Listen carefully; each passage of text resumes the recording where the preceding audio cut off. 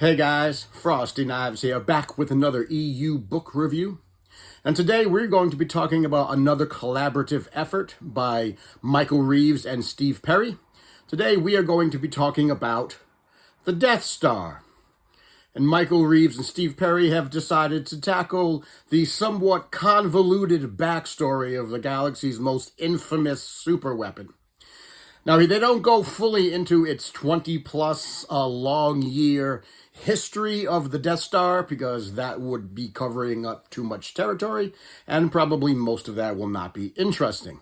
But the book does cover about a 3-year span prior to A New Hope, and then the events of A New Hope. So the book is split into two sections, two halves. The first half is called Construction. Second half is called Shakedown, and we hear a little bit about the 3 years prior to the Death Star going live, and then the end of the book carries us through all of the events of A New Hope until finally we get to the inevitable destruction of the Death Star.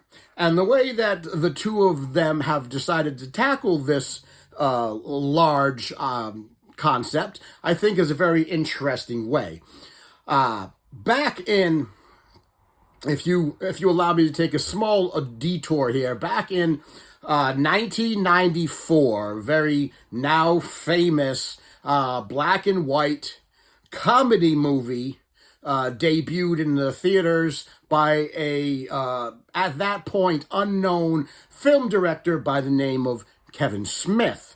That movie, of course, being Clerks, which has become a very much of a cult and fan favorite movie. And if you have not seen Clerks, I highly recommend that you go watch it because it is a phenomenal book, phenomenal movie. But in the movie, it covers the life of a convenience store employee named Dante Hicks and his best friend who happens to work across the street in a video store called Randall Graves, and it just covers the two of them on their day-to-day life of working in convenience stores and interacting with customers and all of the shenanigans and things that happen when you work in retail. And there's a lot of pop culture references just sprinkled throughout the entire movie because Kevin Smith is a giant nerd, and so isn't Randall. Randall is a giant nerd, but specifically, he's a giant Star Wars nerd. Now, in the movie, there is a scene where Randall has a conversation with one of the customers in the convenience store who just happens to be an independent private contractor, and they're talking about the Death Star, they're talking about A New Hope, and they're talking about the destruction of the Death Star.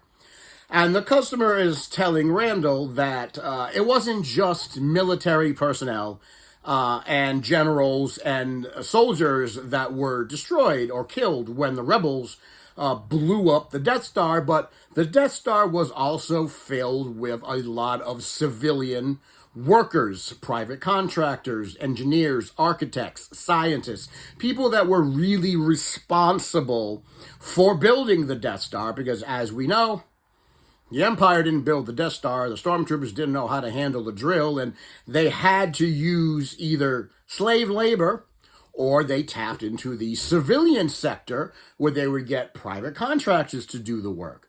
And so the discussion was that there were a lot of civilian workers on the Death Star when the rebels blew it up. And it wasn't just the bad guys that they blew up, it was people from civilian life that were just trying to earn a living, trying to make good wages to help pay for the food for their family, help pay for their children, help pay their way in the galaxy. And here come the rebels and blows them all up. Now, before that point, I don't think a lot of people were talking about the civilian casualty list of the destruction of the Death Star, because people weren't really thinking along those lines, because, of course, in the movie, all you saw were stormtroopers and Vader and Grand Moffs and admirals and all of the actual people of the military of the Empire.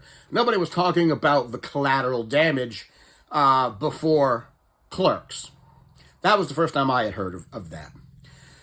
Well, Michael and Steve took that idea, and that's what they built the book around. So the book follows 11 people, and these are 11 people from different walks of life. There's a TIE fighter pilot, there's an engineer, there's an architect, there's a person who runs a cantina, there's a librarian slash archivist, all the different people who were not actually part of the military, but were conscripted in the military, or by the military, to help build the Death Star.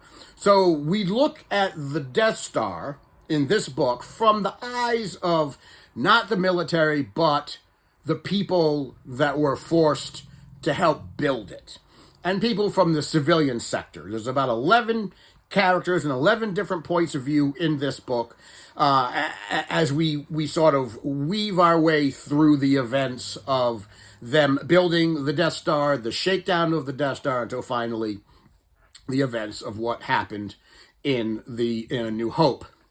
Now, your mileage may vary on whether or not you like this book based on how much you actually like the characters, these 11 characters that Michael and Stephen have put together, and shown us, the Death Star through their eyes. These are not people, there are no famous people in this book. The only famous people in the book that we will know will be Vader, Grand Moff Tarkin, Admiral Mahdi, and General Tag. Those are the people from the movie, but everybody else is brand new, and they're not the normal cast of heroes that we know and love. So your enjoyment of the book will really, I think, depend on how much you connect with these characters, how much these characters resonate with you, and how much you can get behind their philosophies and their reasons for doing what they did in the book. And I thought it was a very interesting take to show us the construction of this massive genocidal battle station, and how people who weren't part of the military, and a few people who were actually part of the military, how their opinions of the Empire and the Death Star change as the book goes on. And there's a couple of big things that, of course, happen in the book. Now, the Death Star was built in the Horus system above the planet Despair. That's where it was actually constructed. Despair is an Imperial prison planet, and what they were doing was they were shuttling prisoners up from the planet and conscripting them to work on the Death Star. That's where they were getting most of their labor. They were getting it from the prison planet, and they were getting it from the Wookiees and other people that they were enslaving. So that's where the Empire was building the Death Star. And then, of course, after the Death Star is mostly completed, when Tarkin wants to test out the power of the super laser of the Death Star, he turns the laser onto the planet Despair, and they destroy it. So Despair in this book, Despair is the first planet to be destroyed. That, of course, shakes everybody up. That's shakes up these 11 people, because a lot of people were told that they were never going to use the super weapon. The super weapon was just there to instill fear in people. The idea that they could use it was going to be enough to keep the populace in line, right? That is the Tarkin doctrine. And the Tarkin doctrine is fear, and he says this in A New Hope, fear will keep the local systems at bay. So the idea that this laser could destroy your planet, or a moon, or a continent, or whatever, would be enough. And so most of the people who worked on this project didn't expect the Empire to actually use it, right? Of course, because governments are never going to use weapons of mass destruction.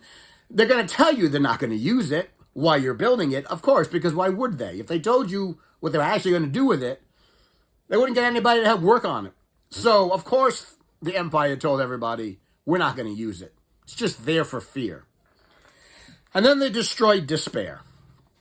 And that put a couple people into a tizzy. And then shortly after that, right, the events of A New Hope begin, and eventually the Death Star destroys Alderaan. So now they've got 2 planets, billions of people already, the blood on their hands of billions of people already it has happened before we even get to Yavin. So that does shake a few people up. Now, I will say that most of the people that we follow, the new people that we're following in this book, they eventually decide, we didn't sign on for this. We didn't sign on to be on a mobile genocidal battle station. So we're going to get together and we're going to try to escape. And most of them do. Most of the 11 people, I think maybe 8 of them get off the battle station, off the Death Star before it gets destroyed. But they eventually they defect and they get away. And they eventually join the rebellion at the end of the book. I mean, that's sort of where you expect these people to wind up, to land. And then, of course, at the end of the book, it's weaving all of the events of A New Hope with the events that Michael Reeves and Stephen Perry are putting together. So they do a nice job of weaving original content into the content from A New Hope that we already know and love and see where things are sitting. So I think they did a really good job blending new ideas with what actually happened on screen. Overall, I enjoyed the Death Star. I enjoyed the book very much. And I like that in addition to tying in what happened in A New Hope with this book, Michael and Steve Perry also tied in other aspects of the expanded universe into this book. Now, in this book, we get to see Admiral Daala. Now, if you're reading this in chronological order, right, like we are, this is the first time you will meet Admiral Daala. If you're reading this in publication order, you already know Admiral Daala from Kevin J. Anderson's Jedi Academy trilogy. But if you are reading that in chronological order, this is the first time you hear about her. Admiral Daala is the only female admiral in the Imperial Navy, and she is been tasked with protecting what is known as the Maw installation, and we will hear a lot more about this when we get to Anderson's trilogy. But basically, the prototype of the Death Star was built in an area of the galaxy known as the Maw, and the Maw is basically a bunch of black holes. A giant black hole cluster that has one safe way into the middle of the cluster. And in the middle of the cluster, the Empire has built what they call the Maw installation. And that's where the Emperor is working on super weapons, plural. Not just the Death Star. The prototype for the Death Star was built in the Maw installation, but it's also where he's building other super weapons that we will eventually see, things like the Sun Crusher, the World Devastators, the Death Star, and various other super weapons that we will eventually come across. It's where all of the scientists that are tasked with building super weapons live. It's overseen by Admiral Daala. There are 4 Star Destroyers protecting it.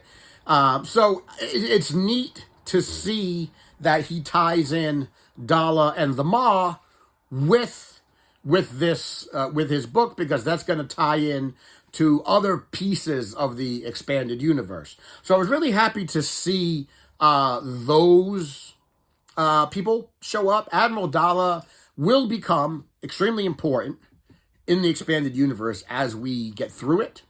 So it's nice to see all of those tie-ins. The tie-ins with the movies and the tie-ins with the rest of the expanded universe. One of the things that I didn't really enjoy, although I can understand why he put it in there, but I was always a little icky around the relationship between Daala and Tarkin. Um, the relationship between Daala and Tarkin was one of the was a physical relationship, and there was a lot of scuttlebutt that the reason that Daala became an admiral as high as she did was because she was sleeping her way to the top with Tarkin. The reason that I always felt that was a tiny bit icky to me was because of the humongous age gap between Tarkin and Daala. I mean, it is very well stated that Tarkin is an older man in his like 50s, 60s. If you see Peter Cushing on in A New Hope, he's not a young man. He's not a young person. He's quite, he's in his midlife, maybe late 50s, early 60s. And Admiral Daala is young. She's like in her 20s. And so the relationship between the two of them always made me feel a little weird because it just seemed strange. And, I feel that it was there to sort of say, oh, Daala couldn't really make it on her own. She needed the help of somebody like Tarkin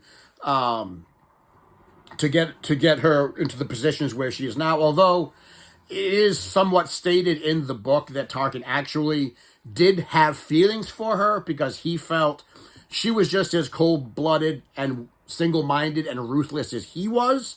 And he did view her as an equal in that level. Like, he will betray her at the drop of a hat, and he felt she would betray him at the drop of a hat, and that was okay.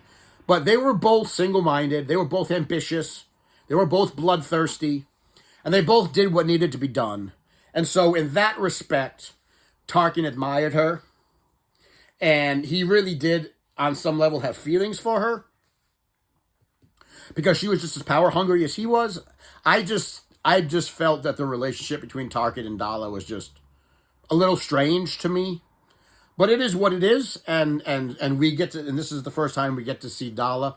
She does suffer a head injury in this book, and the head injury basically gives her some memory loss. And I think the head injury was a way to sort of explain why she didn't remember that she was on the Death Star before it got destroyed, because there was some memory loss involved, and her recent memories were going to be wiped out. So that almost felt like a sort of a lazy way to smooth over some plot holes. Like, hey, if Daala was on the Death Star, if Daala was in the Maw for all these years, then how come she was on the Death Star and she didn't remember being on the Death Star? And so they just write in a head injury to say, oh, well, she just doesn't remember being on the Death Star because she got knocked in the head and she forgot.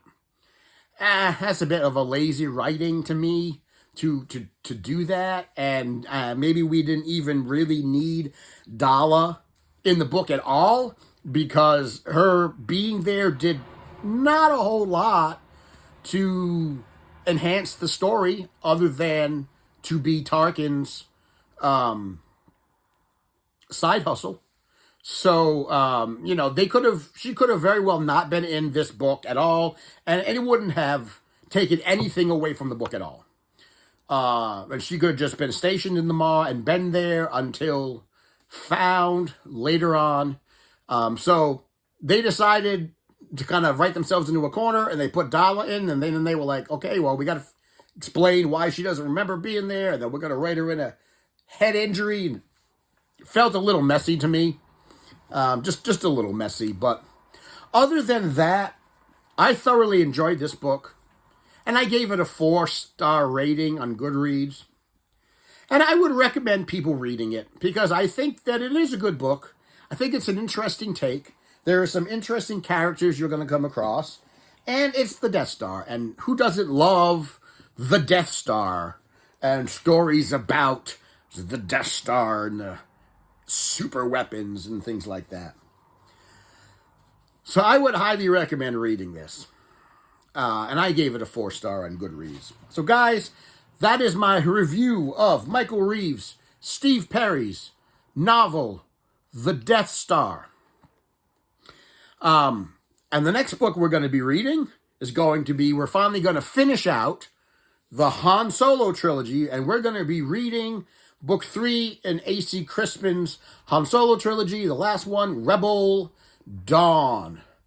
And everything now is starting to come to a head, right? All of the storylines are starting to come and solidify to where we're eventually going to read A New Hope. So now we're getting to this point where every book, every story is going to start leading us to what is the ultimate finale of this leg of the journey, and that is A New Hope. So guys, that's my review of Death Star. Did you like it? Did you read it? Did you not like it? Have you not read it? What did you think about the Death Star? About the book, or about the Death Star in general? Or about Clerks? You want to talk about Clerks? We can talk about Clerks. I love Clerks. I think everybody who ever works in retail needs to see Clerks. I just think everybody should watch Clerks, period. I feel like I'm a Clerk shill right now. But guys, there's a lot here to talk about. Tell me what you thought about any of the stuff we've talked about down in the comments below. And as always, if you like what you see, give it a thumbs up, give it a share, pass it around, tell your friends, tell your enemies, tell your people that you know that have never ever seen Clerks. Why haven't they seen it? They should go see it, and they should watch it immediately. And as always, thank you for coming to my TED Talk, and I will see you in the next video.